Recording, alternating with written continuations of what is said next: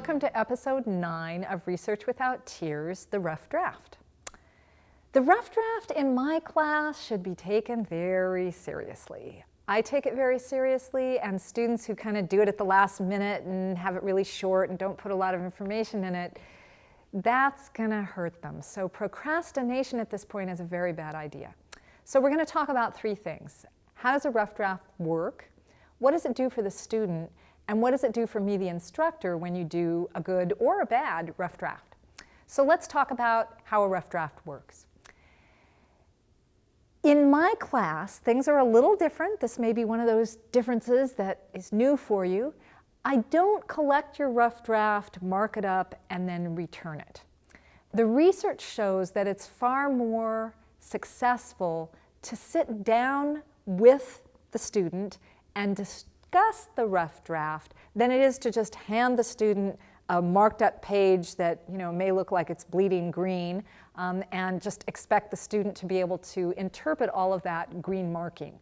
So I really encourage people, and I make a lot of time in my schedule usually to accommodate people, to come in, sit down, talk to me in 15 or 20-minute doses about the rough draft.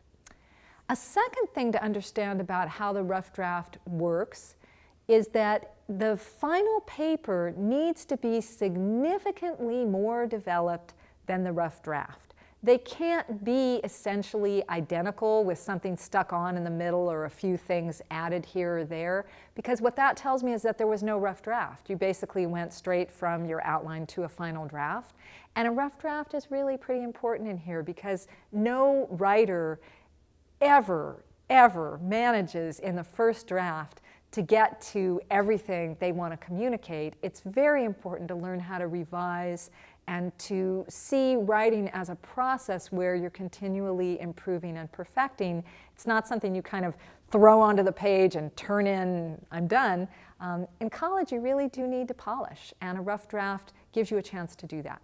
So that brings me to, well, okay, what does a rough draft do for you, the student? A rough draft can do a lot of things, which is why I'm asking you to take it really seriously and make it as much of a priority as your time and your ability allow.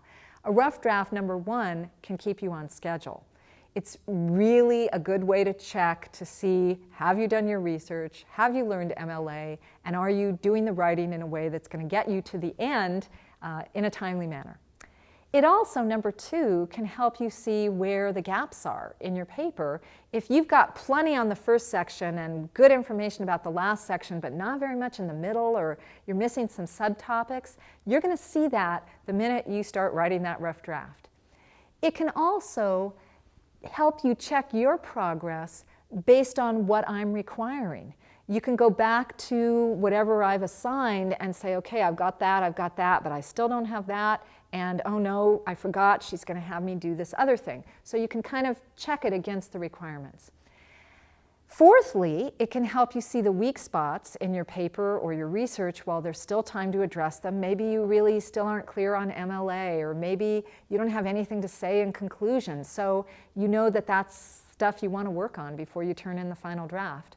And the 5th thing that it can do for you is if you do a good job on your rough draft and you really do a pretty complete paper, and then you show it to me, we can help each other. I can help you go deeper into the topic and really polish that final draft so that it's really something that you're proud of. And you can help me by providing a paper that's so good that it can become a sample on the web page for future students. So it really leaves you the time to do a really excellent job if you put a lot into that rough draft and do a good job on it. So last point, what does the rough draft do for me, your instructor?